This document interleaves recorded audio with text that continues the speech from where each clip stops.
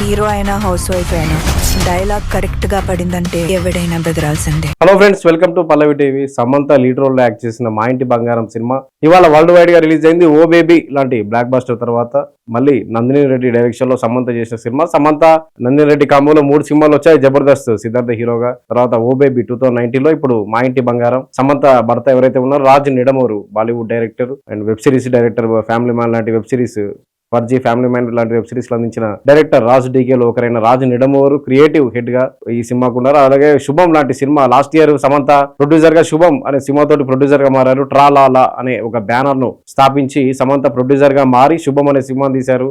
Last year మేలో release అయ్యి super hit అయింది. ఇప్పుడు సమంతనే లీడ్ రోల్ యాక్ట్ చేస్తూ మా ఇంటి బంగారం అనే cinema B V Nandini Reddy direction లో వచ్చింది. అయితే సినిమా ఇవాళ రిలీజ్ అయింది, హిట్ టాక్ తెచ్చుకుంది. సినిమాకి సంబంధించి సినిమా స్టోరీ ఏంటి, అసలు ఎలా ఉంది సినిమా, సమంత యాక్టింగ్ ఎలా ఉంది, ఈ సినిమా దేనికి సంబంధించో ఇప్పుడు తెలుసుకుందాం. సమంత ఈ సినిమాలో స్వర్ణ అనే క్యారెక్టర్ యాక్ట్ చేసింది. అనిరుద్ధ్ అనే క్యారెక్టర్ లో, ఆమె భర్త అనిరుద్ధ్ అనే క్యారెక్టర్ లో దిగంత్ అనే ఒక బాలీవుడ్ యాక్టర్ యాక్ట్ చేశాడు. వీళ్ళిద్దరు లవ్ మ్యారేజ్ చేసుకుంటారు, స్వర్ణ అనిరుద్ధ్. కానీ పెద్దలు ఒప్పుకోకపోవడంతో దూరంగా ఉంటారు కొంతకాలం. తర్వాత అనిరుద్ధ్ చెల్లెలు మ్యారేజ్ ఫిక్స్ కావడంతో ఇంటికి వస్తాడు అనిరుద్ధ్. చాలా పెద్ద ఫ్యామిలీ అనిరుద్ధి. వాళ్ళ నాయనమ్మ క్యారెక్టర్లో శ్రీలక్ష్మి, తల్లి క్యారెక్టర్లో గౌతమి, సీనియర్ హీరోయిన్ గౌతమి, వీళ్ళంతా యాక్ట్ చేశారు. అయితే అనిరుద్ధ్ సమంతను తీసుకొని ఇంటికి వస్తాడు. స్వర్ణ అనే క్యారెక్టర్లో సమంతను ఇంటికి తీసుకొని వస్తాడు. తర్వాత వాళ్ళందరితో పరిచయం పెరుగుతుంది. సెకండ్ హాఫ్ ఇంటర్వెల్ సీన్కి వచ్చేసరికి స్వర్ణ అనే క్యారెక్టర్ ఎవరైతే సమంత ప్లే చేసిందో ఆ ఫ్లాష్ బ్యాక్ సంబంధించిన వ్యక్తులు, అంటే గతానికి సంబంధించిన వ్యక్తులు కొందరు ఎంటర్ అవుతారు. అక్కడ నుంచి సినిమా టర్నింగ్ పాయింట్ తీసుకుంటుంది. వాళ్ళ నుంచి కుటుంబాన్ని ఎలా కాపాడుకుంది అనేది ఓవరాల్ గా స్టోరీ. ఈ మొత్తం ఉమెన్ సెంట్రిక్ గా నడిచే స్టోరీ తెలిసిపోతుంది. ట్రైలర్ చూసినా తెలిసిపోతుంది. Women centric, heroine oriented cinema అని తెలిసిపోతుంది క్లియర్ గా. కానీ ఇందులో ఫ్యామిలీ ఎమోషన్స్ ఎలా ఉన్నాయి, ఫ్యామిలీ ఎమోషన్స్ కానీ తన కుటుంబాన్ని కాపాడుకునే పాత్ర ఎలా ఉండాలి, ఒక కోడలుగా ఎలా ఉండాలి, ఇవన్నీ కూడా ఇందులో చూపించారు. అయితే నందిని రెడ్డి చేసిన మ్యాజిక్ ఏంటంటే ఫస్ట్ హాఫ్ అంతా కామెడీగా నడిపించి ఇంటర్వెల్ దగ్గరికి వచ్చేసరికి పీక్స్ కి తీసుకెళ్ళి, అంటే సమంత గతానికి సంబంధించి, ఇందులో సమంత గతం నక్సలిజం బ్యాక్ డ్రాప్ లో ఉంటుంది. అందుకు గతానికి సంబంధించి గుల్షన్ దేవయ్య వచ్చి జైల్లో నుంచి వచ్చి ఆమె గురించి ఆరా తీసి కనుక్కోవడం కానీ, గతానికి సంబంధించిన వ్యక్తులు రావడం, అక్కడ ఇంటర్వెల్ బ్యాంక్ లో వచ్చే యాక్షన్ సీక్వెన్స్, ఇవన్నీ కూడా గూస్ బంప్స్ అనే స్థాయి కంటే సినిమాను ఒక ఇంటర్వెల్ దగ్గర చాలా పీక్ స్టేజ్కి తీసుకెళ్తాయి. ఇంటర్వెల్ అంటే ఫస్ట్ హాఫ్ అంతా చాలా సరదాగా ఫ్యామిలీ మెంబర్స్ తోటి, అంటే భర్తకు చెందిన ఫ్యామిలీ మెంబర్స్ తోటి కలిసిపోవాలి. లవ్ మ్యారేజ్ చేసుకుని చాలా రోజుల తర్వాత ఇంటికి వచ్చారు కాబట్టి భర్తకు చెందిన ఫ్యామిలీ కుటుంబ సభ్యులందరితో కలిసిపోయేందుకు సమంత చేసే పనులు కానీ అవన్నీ కూడా నవ్వు తెప్పిస్తాయి. శ్రీమికితో కామెడీ సీన్లు కానీ, ఇందులో సమంత ఫ్రెండ్ క్యారెక్టర్ లో చేసిన మంజుష క్యారెక్టర్, ఇందులో సమంత ఫ్రెండ్ గా చేసింది మంజుష అనే ఆమె. ఆ క్యారెక్టర్, సమంత ఫ్రెండ్ క్యారెక్టర్ కూడా చాలా అలరిస్తుంది ఈ సినిమాలో.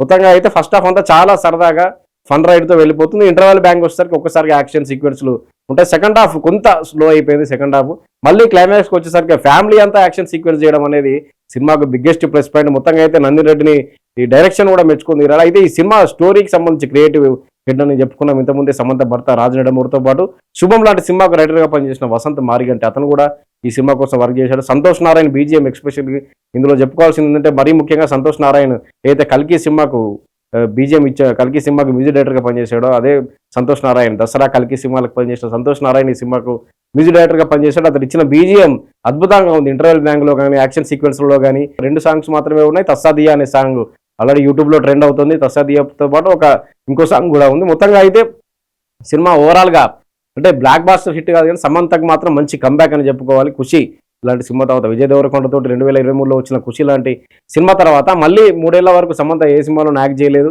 ఎక్కడ యాక్ట్ చేయలేదు. ఒక సిటాడెల్ వెబ్ సిరీస్ చేసింది అమెజాన్ ప్రైమ్ కు, సిటాడెల్ హనీబనీ అనే వెబ్ సిరీస్ చేసింది.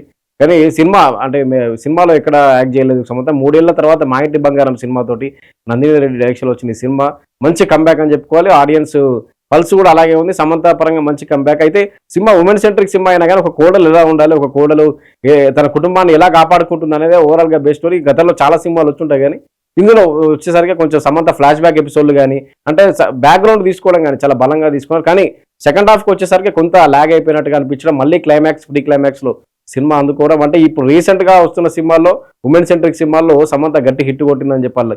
అంటే తన ప్రొడక్షన్ నుంచి ఒక శుభం లాంటి హర్రర్ కామెడీ సినిమాను లాస్ట్ ఇయర్ రిలీజ్ చేస్తే, ఈసారి ఎంటర్టైన్మెంట్ తో పాటు ఉమెన్ సెంట్రిక్ సినిమా ఒక యాక్షన్ ఎంటర్టైనర్, అది కూడా చాలా మంది ఆడియన్స్ చెప్తున్నది ఏంటంటే ఒక చీరగట్టులో సమంత యాక్షన్ సీక్వెన్సెస్, గన్ పట్టుకోవడం కానీ, ఫైరింగ్ కానీ, యాక్షన్ ఫైట్ సీన్లు కానీ, ఇవన్నీ కూడా మామూలుగా చీరకట్టులో ఇవన్నీ చేయడం అనేది అసాధ్యం. కానీ అవన్నీ చేసి చూపించారు. ఇందులో నందిని రెడ్డి డైరెక్షన్ కూడా మెచ్చుకొని తీరాలి.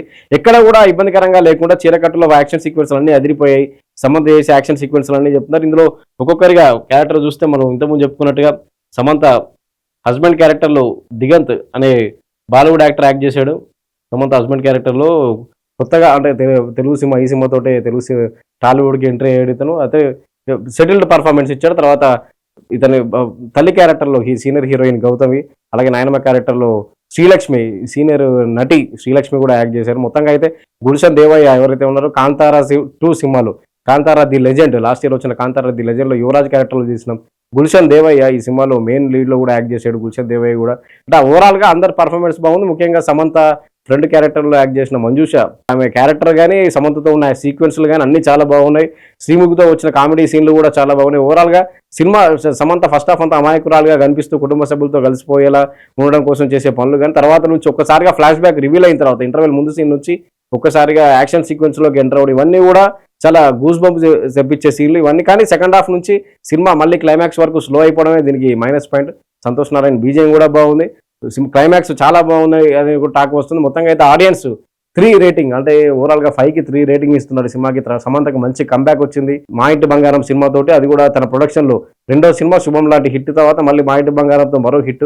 బుక్ మై షోలో కూడా మంచి బుకింగ్స్ ఉన్నాయి. అడ్వాన్స్ బుకింగ్స్ రూపంలో 5 కోట్లు వచ్చాయని టాక్ వినిపిస్తుంది.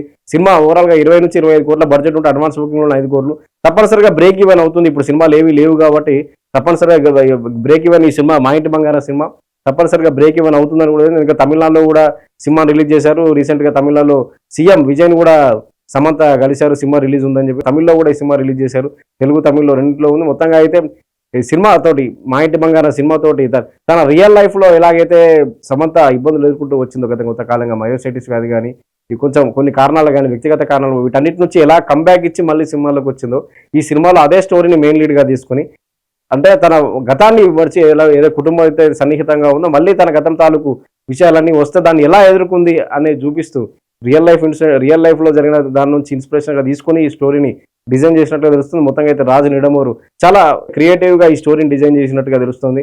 నందిన్ రెడ్డి డైరెక్షన్ ఉన్నప్పటికీ కూడా రాజు నిడమూరు క్రియేటివ్ హెడ్గా ఈ సినిమాకు ఉన్నారు, రైటర్గా కూడా ఉన్నారు వసంత్ మార్గంటి. మొత్తంగా అయితే ఒక అద్భుతమైన స్క్రీన్ ప్లే కూడా ఈ సినిమాకు రాజు నిడమూరు స్క్రీన్ ప్లే కూడా కనిపిస్తుంది మనకు.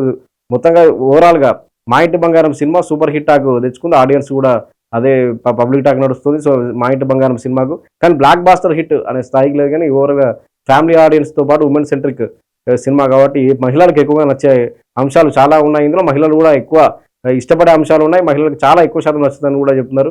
మొత్తంగా ఫ్యామిలీతో కలిసి హాయిగా చూసే సినిమాగా మా ఇంటి బంగారం నిలిచిపోతుంది. Thank you.